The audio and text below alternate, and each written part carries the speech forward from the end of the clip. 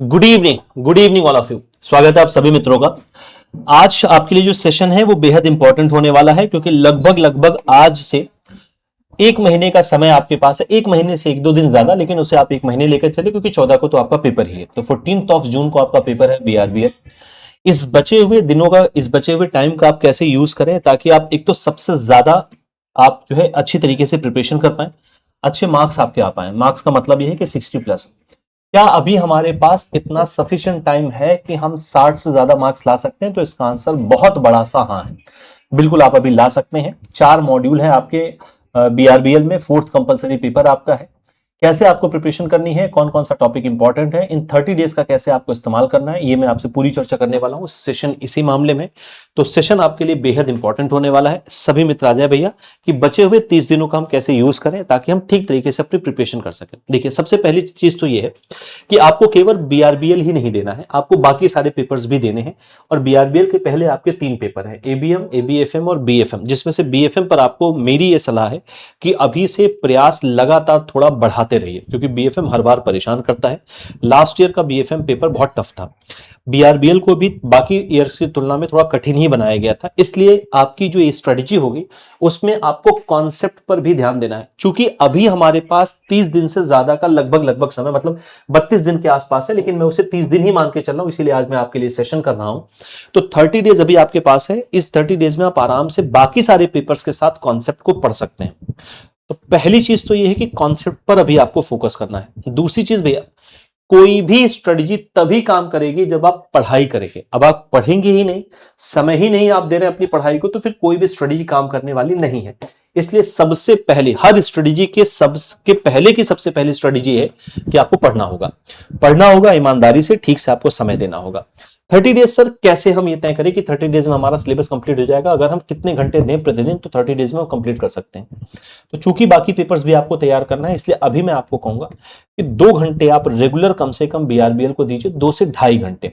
अगर आप अभी से, आज से ही 2 से ढाई घंटे बीआरबीएल को दे रहे हैं तो बीआरबीएल के सारे यूनिट, सारे मॉड्यूल, जो 4 मॉड्यूल हैं, वो आप आराम से ठीक से कवर कर सकते हैं और बहुत अच्छे मार्क्स के साथ आप बीआरबीएल को अभी क्लियर कर सकते हैं। लेकिन इसके चूंकि अभी आपके पास समय है, इसलिए मैं आपको पूरा सिलेबस बताऊंगा। कौन सा टॉपिक कितना इंपॉर्टेंट है ये मैं आपको बताता चलूंगा, ताकि आपके लिए कॉन्सेप्ट को तैयार करना बेहद आसान हो जाए। देखिए, पहली चीज, मॉड्यूल ए में आपको कुल 7 यूनिट मिलने वाली हैं। मॉड्यूल ए का जो शुरुआती आपकी ये 4 यूनिट है, बेसिकली ये आपके बीआर एक्ट और आरबीआई एक्ट से ही कवर होते हैं। ठीक है। इसमें जो आपके लिए बहुत इंपॉर्टेंट टॉपिक है वो आपके लास्ट के ये 3 टॉपिक बहुत इंपॉर्टेंट है। ऊपर वाले 3 टॉपिक से क्वेश्चंस पूछे जाते हैं, लेकिन तुलनात्मक रूप से थोड़े कम पूछे जाते हैं। लेकिन आपके जो public sector bank, private sector bank, अगर आप यूनिट नंबर 5 देखेंगे तो ये जितने भी प्रकार के भारत में बैंक काम करते हैं, असल में उनके बारे में जो सामान्य सी गाइडलाइंस दी है आरबीआई ने या इनके रेगुलेटिंग अथॉरिटीज ने, वो गाइडलाइंस यहां पर रखी गई हैं। इनकी पूंजी, इनका मैनेजमेंट, ये सारी चीजें हैं जिनमें आपके लिए रूरल बैंक से क्वेश्चन बनता है निश्चित तौर पर। डिफरेंशिएटेड बैंक्स बहुत इंपॉर्टेंट है, इसमें आपको स्मॉल फाइनेंस बैंक और पेमेंट बैंक से क्वेश्चन देखने को मिलेगा। तो यहां से आपको कितने क्वेश्चन देखने को मिलेंगे? कम से कम 3 से 4 क्वेश्चन आपको इस पर्टिकुलर टॉपिक से देखने को मिलेगा। 2 क्वेश्चन आपको एनबीएफसी से देखने को मिलेगा और 2 क्वेश्चन आपको यहां से देखने को मिलेगा। तो 7-8 क्वेश्चन आपके आराम से ऊपर वाले, नीचे वाले 3 टॉपिक यूनिट नंबर 5, 6 और 7 से मिलते हैं।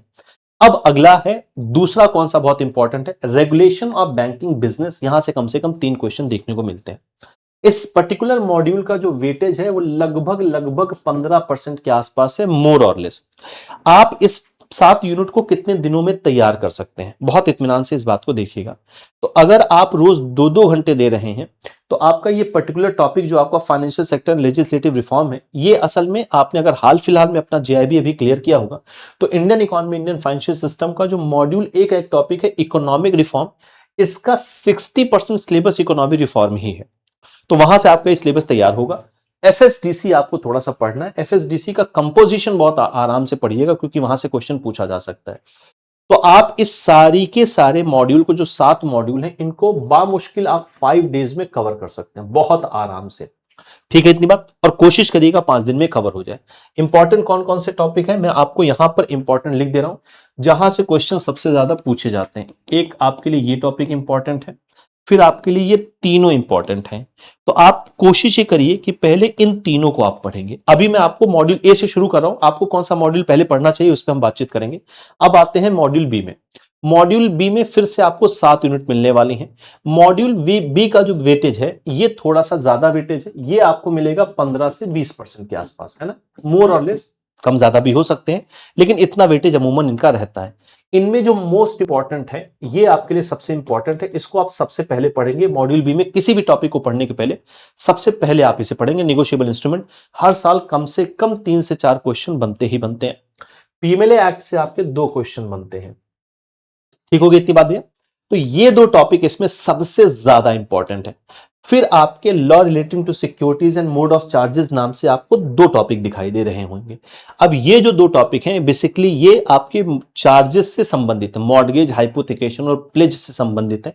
पहले वाले टॉपिक में मॉर्गेज क्या होता है, टाइप्स ऑफ मॉर्गेज ये लिखा गया है। दूसरे वाले टॉपिक में आपको हाइपोथिकेशन, प्लेज और बैंकों के कुछ राइट्स हैं, जैसे राइट टू लियन है, सेट ऑफ है, अप्रोप्रिएशन है, असाइनमेंट है, ये आपको देखने को मिलेगा। इनमें से किसी एक पर क्वेश्चन बनेगा, वो चाहे लीन पर बन जाए, वो कुछ चाहे आपके सेट ऑफ पर बन जाए, एप्रोप्रिएशन पर बन जाए या असाइनमेंट पर बन जाए, यहां से क्वेश्चन पूछा जाता है। ये जो आपके टॉपिक हैं इनको कोशिश ये करिएगा, चाहे आप इस मॉड्यूल बी में पहले इन्हें पढ़ें, चाहे इन्हें इस सीक्वेंस में सबसे बाद में पढ़ें, लेकिन कोशिश ये करिएगा ये तीनों टॉपिक एक साथ कवर करिएगा, तो आप इसको ठीक तरीके से कवर कर पाएंगे। इसे आपको 5 दिनों में पढ़ के कवर कर लेना है, कंप्लीट कर लेना है। एक चीज का आपको और ये ध्यान रखना है कि जब भी आप इनकी, और मैं अभी थ्योरी पढ़ने की बात कर रहा हूं, अभी आप थ्योरी पढ़ सकते हो क्योंकि आपके पास 30 दिन समय है, 1 महीने का समय आपके पास है भैया। अभी कुछ भी ड्रॉप करना, जंप करना, ये सब अभी मत दिमाग में लाइए, ठीक है। आप बाकी पेपर में स्ट्रेटेजी अपना सकते हैं, जो आपका पहला पेपर है उसमें आप स्ट्रेटेजी अपना सकते हैं, लेकिन जिनके अभी आपके पास समय है सफिशिएंट, उनमें आप खराब काम मत करिए, उनमें आप ईमानदारी से पढ़ाई करिए। 2 घंटे 2.5 घंटे अगर आप दे रहे हैं तो कवर कर सकते हैं इसे। इसके बाद इन पर कुछ क्वेश्चंस भी आप लगातार करने की कोशिश करेंगे। अभी क्वेश्चंस कैसे करेंगे वो मैं आपको बता रहा हूं। चलिए अभी मैं आपको बता रहा हूं, देखिए सबसे अच्छा तरीका मैं आपको बता दूं, ये श्योर शॉट है, एकदम से आपको 60 नंबर मिलेंगे, ये एकदम लगभग लगभग आपसे वायदा है। इन टॉपिक्स को पढ़ने के साथ साथ मैं वाईटी पर, है ना, यूट्यूब चैनल पर आपके साथ, जो हमारा ऑफिशियल यूट्यूब चैनल है जिसका नाम है जेआईबी सीआईबी वाला, बहुत इत्मीनान से देखिएगा इसको, ये हमारा वाईटी चैनल है, इस पर आपको आना है। वाईटी चैनल क्या है? जेएआईबी सीआईबी वाला। इस पर आपके लिए सीआईबी ऑफिसर्स बैच चल रहा है, सीआईबी ऑफिसर्स बैच है, ये एमसीक्यू बैच है, ये एमसीक्यूज का बैच है, ये चलता है रोज, है ना, इवनिंग में आपके लिए लाइव इसमें क्लास होती है 7 PM से। अगर आप इस बैच को ज्वाइन कर रहे हैं, जो बहुत इंपॉर्टेंट बैच आपके लिए, तो इन सब पर मैं एमसीक्यू रोज लेकर आ रहा हूं, तो आप इस टॉपिक के साथ साथ यहीं से एमसीक्यू भी तैयार कर सकते हैं। ये वही चैनल है जिस पर आप ये सेशन देख रहे हैं, इस चैनल को सब्सक्राइब कर लीजिए और इस क्लास में आप रेगुलर जुड़िए। अभी हम मॉड्यूल ए आज मैंने समाप्त किया है, मॉड्यूल ए आज कवर हुआ, उसको फटाफट एक दिन में आप सारे वीडियोस देख सकते हैं बहुत आराम से। ऐसे ही मैं हर मॉड्यूल पर एमसीक्यू का डिस्कशन करूंगा और हर यूनिट को कवर करूंगा, तो मैं पूरा सिलेबस एमसीक्यू के थ्रू कवर कर रहा हूं। आप वहां से ये सारे वीडियोस देख सकते हैं, इसका एमसीक्यू आपको रोज मिलेगा, आप अपनी तरफ से थ्योरी तैयार करिए, रोज इसका एमसीक्यू आपको मिलना है। फॉरेन एक्सचेंज मैनेजमेंट एक्ट में ज्यादातर पेनल्टी पूछी गई है, तो इसकी पेनल्टी आपको जरूर तैयार कर लेना है, ठीक है, इसकी पेनल्टी आपको जरूर तैयार कर लेना है भैया, पेनल्टी बहुत पूछी गई है इसमें। अब आते हैं मॉड्यूल सी में। अब अगर आप देखेंगे तो मॉड्यूल सी और मॉड्यूल डी में नंबर ऑफ यूनिट बहुत ज्यादा है, वहां केवल 7 यूनिट है, यहां यूनिट में सब यूनिट्स हैं जिनकी वजह से नंबर ऑफ यूनिट ज्यादा हो गई हैं, लेकिन ज्यादातर यूनिट एक एक पेज, 2-2 पेज या अधिकतम 3 पेज की हैं, तो छोटी छोटी यूनिट है। अब जैसे मैं आपको बताऊं, आरबीआई इंटीग्रेटेड ओम्बुड्समैन इंपॉर्टेंट है भैया, यहां से सवाल बनता है, पढ़ना है। एमएसएमई डेवलपमेंट एक्ट से एक ही क्वेश्चन ज्यादातर बनता है, पिछली बार भी क्वेश्चन बना था। अब जैसे ये आपका है introduction of security, introduction of SARFAESI act, basically ये है डेफिनेशन अंडर सरफेसी एक्ट। ये आपके दोनों टॉपिक 1.5 पेज के टॉपिक हैं, मतलब 10 मिनट में ये टॉपिक खत्म हो जाएगा। थ्योरी में कह रहा हूं, पूरी थ्योरी इन दोनों टॉपिक की 10-10 मिनट में कवर हो जाएगा। इसके बाद ये टॉपिक थोड़े से बड़े टॉपिक हैं, तो आप एक दिन में इन तीनों टॉपिक को आराम से 2 घंटे देके कवर कर सकते हैं। अब आपका यूनिट नंबर 17A से लेके 17H तक ये पूरा का पूरा आपका सरफेसी एक्ट का टॉपिक है। सरफेसी एक्ट से हर साल क्वेश्चन कम से कम बनते हैं 5 to 7, कम से कम। इसलिए सरफेसी एक्ट को आपको विधिवत पढ़ना है। यहां आप थ्योरी तैयार करेंगे और तुरंत आप एमसीक्यू की क्लास में जुड़ेंगे और एमसीक्यू अपना प्रिपेयर करेंगे। वहां से खूब एमसीक्यू आपका तैयार होगा और स्टैंडर्ड एमसीक्यू आपको वहां पर मिलने वाले हैं। फिर आते हैं recovery of debt and bankruptcy act 1993 का। ये आपका यूनिट नंबर 18A से लेकर यूनिट नंबर 18E तक ये सारे के सारे एक ही टॉपिक है, recovery of debt and bankruptcy act. ये सारे टॉपिक बहुत बड़े बड़े टॉपिक नहीं है। इनमें establishment of tribunal and appellate tribunal ये बहुत इंपॉर्टेंट है, इसको आप ठीक से देखेंगे। जुरिडिक्शन पावर ऑफ ट्रिब्यूनल ये बहुत इंपॉर्टेंट, आप इसको ठीक से देखेंगे, ये बहुत इंपॉर्टेंट है। बाकी ये जो आपका जैसे इंट्रोडक्शन वाला टॉपिक जो है ना भैया, ये 1 से 1.5 पेज का टॉपिक है बस। अब आता है अगला आपका आईबीसी कोड, मोस्ट इंपॉर्टेंट। कम से कम 3 to 4 क्वेश्चन निश्चित तौर पर आपको इसको सबसे पहले पढ़ना है। तो मैं तो ये कहूंगा मॉड्यूल जब सी आप शुरू करें तो आईबीसी कोड के बाद आप ये आईबीसी कोड करो, इंटीग्रेटेड ओम्बुड्समैन के बाद आप सरफेसी एक्ट तैयार करें, उसके बाद आप आईबीसी कोड तैयार करें, फिर आरडीबी एक्ट आप तैयार करेंगे। बैंकर्स बुक्स एविडेंस एक्ट अभी मत पढ़िएगा, एक भी क्वेश्चन नहीं बनता है। अगर आपके पास समय बचेगा तो आप पढ़ेंगे। लीगल सर्विस अथॉरिटी एक बहुत छोटा सा टॉपिक है, इसमें खाली सेक्शन 19 के सब सेक्शन दिए गए, इसी के अंतर्गत आपकी लोक अदालतें होती हैं। तो वो छोटा सा टॉपिक है, इसको जरूर पढ़ लीजिएगा, आधे घंटे में टॉपिक आप खत्म कर लेंगे। Consumer protection act most important topic, most important. कम से कम 3 से 4 क्वेश्चन इसमें भी बनते ही बनते हैं, इसको विधिवत पढ़ना है। लॉ ऑफ लिमिटेशन और टैक्स लॉ से कोई सवाल ऐसा बना नहीं है। ऐसा नहीं कि जो यहां पर मैं कह रहा हूं कोई सवाल बना नहीं है तो आप इसको नहीं पढ़ेंगे, लेकिन समय बचे तब पढ़िए, अदरवाइज मत पढ़िएगा। इसको आप कितने दिनों में तैयार करेंगे? वो 5-5 दिन में तैयार हो रहा था, यानी 10 दिन में। इसे आप तैयार करेंगे 7 to 8 डेज में। कितने दिनों में भैया? 7 to 8 डेज में आप तैयार करेंगे। इसका जो वेटेज है वो लगभग 25 से लेकर 30% के आसपास इसका वेटेज बन जाता है। मतलब आपका मोटे मोटे तौर पर अगर देखा जाए तो 60% के आसपास, 60 से 65% के आसपास मॉड्यूल ए बी सी का बनता है। ये 25 से 30% के आसपास वेटेज बनाता है बहुत आराम से। ठीक है, अब आते हैं मॉड्यूल डी। अब आप मॉड्यूल डी में देखेंगे नंबर ऑफ यूनिट्स आपको बहुत सारी दिखाई दे रही हैं, लेकिन इसमें सारी यूनिट बहुत छोटी छोटी हैं।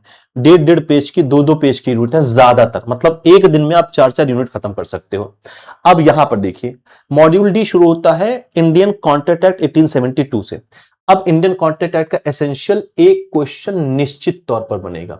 इसके बाद ये आपके सारे स्पेशल कॉन्ट्रैक्ट हैं और हर स्पेशल कॉन्ट्रैक्ट से एक क्वेश्चन बनता है ना। हर स्पेशल कॉन्ट्रैक्ट से, ईच यूनिट से एक क्वेश्चन बनता है।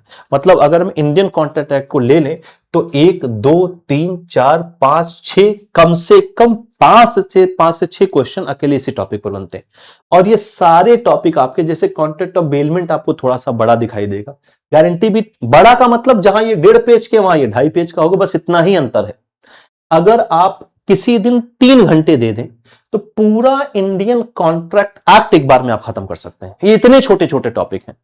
तो यूनिट नंबर आपको देख के घबराना नहीं है बाबू, छोटे छोटे बहुत ज्यादा टॉपिक हैं, इनको एक बार में आप खत्म कर लेंगे। फिर आपका आता है unit number 26, meaning and essential of contract of sale. इस पे कॉन्ट्रैक्ट ऑफ सेल से ज्यादा जरूरी आपकी कंडीशन एंड वारंटी, ये इंपॉर्टेंट टॉपिक है। खैर मैं इन तीनों को पढ़ने का कहूंगा। ये वाला जो टॉपिक है अनपेड सेलर, 1 पेज का टॉपिक है, 10 मिनट में खत्म। क्लियर है? कंडीशन एंड वारंटी 20 मिनट में टॉपिक खत्म। 20 मिनट में टॉपिक खत्म। वीडियो आपने कभी नहीं पढ़ा तब भी मैं कह रहा हूं, यानी ये पूरा का पूरा आपका मोटे मोटे तौर पर 1 घंटे में खत्म हो जाएगा। 1 घंटे में, एक दिन की बात छोड़िए। इसीलिए उस दिन आप यूनिट नंबर 27 से शुरू करेंगे, पार्टनरशिप। अब आपका यूनिट नंबर 27 ABCDEF है ना, ये सारे के सारे आपके किसके हैं भैया? इंडियन पार्टनरशिप एक्ट के हैं। यहां से क्वेश्चन कम से कम 4 से 5 बनते हैं। यूनिट सारी बहुत छोटी छोटी है, यानी आप इन पूरे पार्टनरशिप को आप अगर 2 घंटे के बजाय 3 घंटा दे दें तो ये सारा समाप्त हो जाएगा। क्लियर है? तो आराम से आप इसको कवर करिएगा। क्वेश्चन 4 से 5 बनते हैं। फिर आते हैं definition and features of company. आपका 28 यूनिट नंबर 28A से लेके 28G तक ये सब इंडियन कंपनीज एक्ट है। ये सब इंडियन कंपनीज एक्ट 2013 और कुछ बातें 1956 की भी हैं।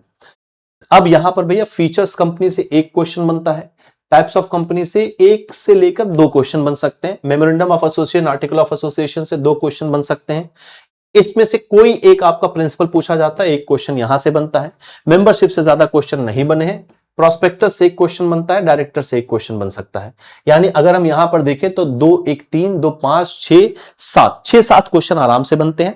आप ये आराम से अगर 2-2 घंटे 2 दिन में देंगे तो 2 दिन में आप ये पूरा कंपनीज एक्ट खत्म कर देंगे।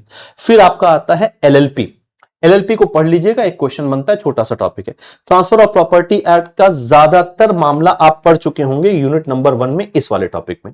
यूनिट नंबर 1 में आप यहां वाला जो टॉपिक आपका यूनिट नंबर 1 कह रहा हूं, यूनिट नंबर सी में, यूनिट नहीं मॉड्यूल नंबर सी में, मॉड्यूल बी में जो ये वाली यूनिट है, 12वीं नंबर की यूनिट है, मॉड्यूल नंबर बी में law related to security in mode of charges. यहां पर मॉर्गेज की बात की गई है, वहां पर भी मॉर्गेज की ही चर्चा की गई है। तो यहां की सारी चीजें आपने मॉड्यूल बी में पढ़ी होंगी भैया। ये वाला जो टॉपिक है ना आपका मॉड्यूल डी में, यहां पर आइए, आपका ये जो है ट्रांसफर ऑफ प्रॉपर्टी एक्ट, ये आपने मॉड्यूल बी में इसका 90% हिस्सा पढ़ लिया है। मॉड्यूल बी में 90% हिस्सा आपने पढ़ लिया है यूनिट 12 में। बस खाली आपको 10% हिस्सा पढ़ना है, बस वो आप 10 मिनट में पढ़ के खत्म कर दीजिएगा। Right of information act and right to information act 2005 या right to information obligation of public authority, ये एक ही टॉपिक में रखना चाहिए था, पता नहीं इसको क्यों अलग अलग टॉपिक बनाया गया है। आरटीआई एक्ट का है, कम से कम 2 क्वेश्चन बनते हैं। ये टॉपिक आपका 2 घंटे में समाप्त हो जाएगा। आईटी एक्ट से, प्रिवेंशन ऑफ करप्शन एक्ट से अभी तक क्वेश्चन नहीं बने हैं, तो इनको समय मिलेगा तो सबसे बाद में पढ़िएगा, नहीं मिलेगा तो छोड़ दीजिएगा। ये आपका जो मॉड्यूल डी है ये कितने दिनों में तैयार होगा? क्योंकि इसमें हम एक दिन ज्यादा ले लेते हैं, 7 to 8 डेज में आप इसको तैयार करेंगे। ठीक हो कितनी बात? अब अगर हम इसको मैक्सिमम ले लेते हैं 8 दिन, तो 8 दिन में आप इसे तैयार कर लेंगे। 7 डेज में इसे तैयार अगर आप कर लेंगे तो 8 7 15 हो गया। 5 दिन में आप इसे तैयार करेंगे, यानी 10 दिन, तो 15 10 20 25 दिन में आप अपने सारे के सारे मॉड्यूल को आराम से तैयार कर सकते हैं। मैं एक दिन और एक्स्ट्रा ले रहा हूं, 26 डेज में आप तैयार कर लेंगे। अब भी आपके पास बच रहे हैं 4 से 5 दिन। इन 4-5 दिनों में आपको केवल और केवल एमसीक्यू और मॉक देने हैं बीआरबीएल का। ठीक है, बीआरबीएल का केवल और केवल एमसीक्यू और मॉक देना है आपको, क्योंकि आपके थर्ड पेपर और बीआरबीएल के बीच में 1 वीक का आपको गैप, नहीं उसमें गैप नहीं है। हाँ, इसमें आपको क्या करना है भैया, आपको पेपर क्या नाम है, ये केवल मॉक और एमसीक्यू आपको देना है अपने 14 दिसंबर के पेपर के लिए। इसके बाद वाले पेपर की टेंशन मत लीजिएगा, क्योंकि इलेक्टिव पेपर 21 को है, 7 दिन का गैप है। 4 से 5 दिन आप मॉक दीजिए, कम से कम रोज एक मॉक आप सॉल्व करें, अगर हो सके तो एक से ज्यादा करें, यानी 5 दिन में 6 दिन में कम से कम 5-6 मॉक तो आप दे ही देंगे। इसके अलावा आपके एग्जामिनेशन के शुरू होने के पहले का जो वीक होगा, यानी लगभग 8 जून से मैं मॉड्यूल वाइज मैराथन लेकर आऊंगा। ये जो आपको मैंने अभी क्लासेस बताई हैं ये तो आ ही रही हैं, आपका जो ऑफिसर्स बैच जो भी एमसीक्यू का बैच चल रहा है, इसके अलावा मैं मैराथन क्लासेस लेकर आऊंगा, पहले मॉड्यूल वाइज फिर फाइनल मैराथन। ये आपके लिए बेहद इंपॉर्टेंट क्लासेस होने वाले हैं, उसमें आपको जुड़ना है। तो ये आपका भैया इस तरीके से आपको अपना सिलेबस तैयार करना है। अभी आप कुछ भी ड्रॉप मत करिए। अब आपको पहले कौन सा यूनिट तैयार करना चाहिए, कौन सा मॉड्यूल, वैसे आप चाहें तो मॉड्यूल ए से पढ़े, क्योंकि अभी आपके पास पूरा समय है। तो सीक्वेंस जो आपका मॉड्यूल का होना चाहिए, मैं यहां पर लिख दे रहा हूं जो सही सीक्वेंस होना चाहिए। आप चाहें तो मॉड्यूल ए से पढ़े, अभी कोई दिक्कत नहीं है, लेकिन आप पहले डी तैयार करें, फिर सी तैयार करें, फिर आप आ जाए बी की तरफ और फिर ए की तरफ। आप चाहें तो ए से शुरू कर सकते हैं क्योंकि अभी समय है, लेकिन अगर आप चाहें तो मॉड्यूल डी को पहले तैयार करें, या इस सीक्वेंस में आप डी सी बी ए इस तरीके से तैयार करें। ये आपकी अभी सही स्ट्रेट। तो आप पहले एक काम करें, आप डी से ही शुरुआत करें, डी सी बी ए करें। ऐसा नहीं है कि कोई यूनिट कोई मॉड्यूल अगर आप बीच में पढ़ें तो समझ में नहीं आएगा। हर मॉड्यूल का जो सब्जेक्ट मैटर है वो अलग है, एक मॉड्यूल दूसरे मॉड्यूल से इंटरकनेक्टेड नहीं है। आप किसी भी मॉड्यूल से शुरू कर सकते हैं, लेकिन सीक्वेंस ये रखिएगा, कोशिश ये करिएगा, और आपकी कोशिश ये होनी चाहिए कि 25 जो मैंने जितने दिन बताया उतने दिन में आपका सिलेबस बहुत बहुत आराम से कंप्लीट हो जाएगा। आपकी कोशिश ये होनी चाहिए 25 से 26 दिनों में आप पूरा सिलेबस कंप्लीट कर लें और आखिरी के 4 से 5 दिन आपको केवल एमसीक्यू और मॉक देने हैं और हमारे साथ जुड़ के आप लगातार मैराथन क्लासेस को भी देखते रहिए। मैं फिर से आपको बता दूं, ये थ्योरी आपकी तैयार हो जाएगी। आप जेआईबी सीआईबी वाला पर अभी जो एमसीक्यू क्लासेस लें आप उनको लगातार देखिए। अभी आज हमने केवल मॉड्यूल ए को ही अभी कंप्लीट किया, अभी मॉड्यूल बी सी डी सब कुछ आपको मिल रहा है। अब आपको ये जो क्लासेस हैं, जो अभी आपकी क्लासेस चल रही हैं, जिनकी क्लासेस की मैं बात कर रहा हूं, कौन सी क्लासेस? Officers batch. अभी जो आपका ऑफिसर्स बैच है, ठीक है, सीआईबी के लिए, सीआईबी ऑफिसर्स बैच जिसमें आपको जुड़ना है ना, ये आपका जून 2026 के लिए ही है। ये आपका फ्री बैच है। इसकी क्लासेस आपको YouTube पर देखने को मिलेंगी जिस पर आप सेशन देख रहे हैं, और इसके नोट्स भी आपको मिलेंगे। नोट्स आपको पीडब्ल्यू ऐप पर मिलेंगे। आप पीडब्ल्यू ऐप पर आइए, ऐप को ज्वाइन करिए, सिलेक्ट योर गोल में आइए, सीएसीएस बैंकिंग में आइए। इसको जैसे क्लिक करेंगे जेआईबी सीआईबी आपको मिल जाएगा। जेआईबी सीआईबी को सिलेक्ट करते ही आपको पेड और फ्री बैच में आना है। ये आपका बैच है जिसकी चर्चा मैं आपसे कर रहा हूं।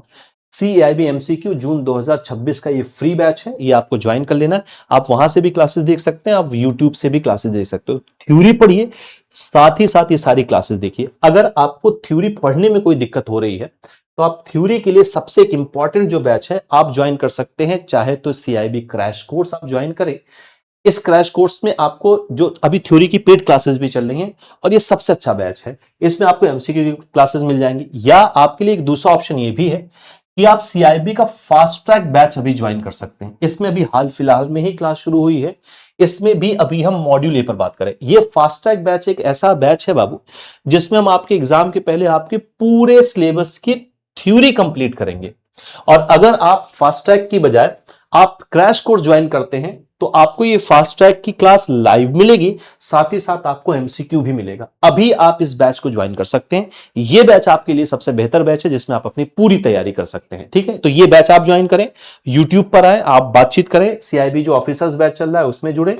ये आपके लिए सबसे बेहतरीन बैच है कि आप crash course plus MCQ batch अभी ज्वाइन कर सकते हैं।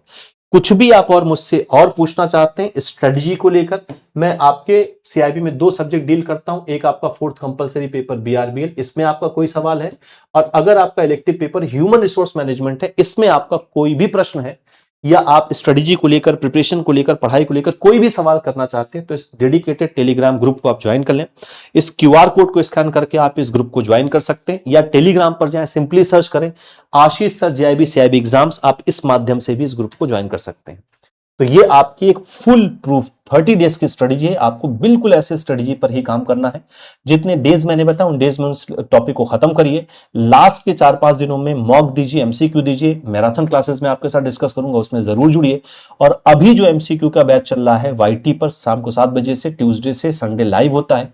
बैच का नाम है officers batch CIB MCQ batch, free batch है, आप सभी उसको जरूर देखिए। और अगर आप चाहें तो बैच ज्वाइन कर लीजिए जो आपका क्रैश कोर्स एमसीक्यू, उसमें हम आपका पूरा सिलेबस, मैं ही पूरा सिलेबस उसमें कंप्लीट करूंगा, बीआरबीएल का पूरी थ्योरी। तो जुड़िए, और आज के लिए इतनी ही चर्चा रखते हैं। निश्चिंत रहिए, आपका बीआरबीएल के लिए अभी पर्याप्त समय, आराम से पेपर क्लियर हो जाएगा। लेकिन पढ़ना है, पढ़िए, नहीं तो कोई स्ट्रेटेजी काम नहीं करेगी। मेरी तरफ से बहुत सारी शुभकामनाएं। Thanks a lot.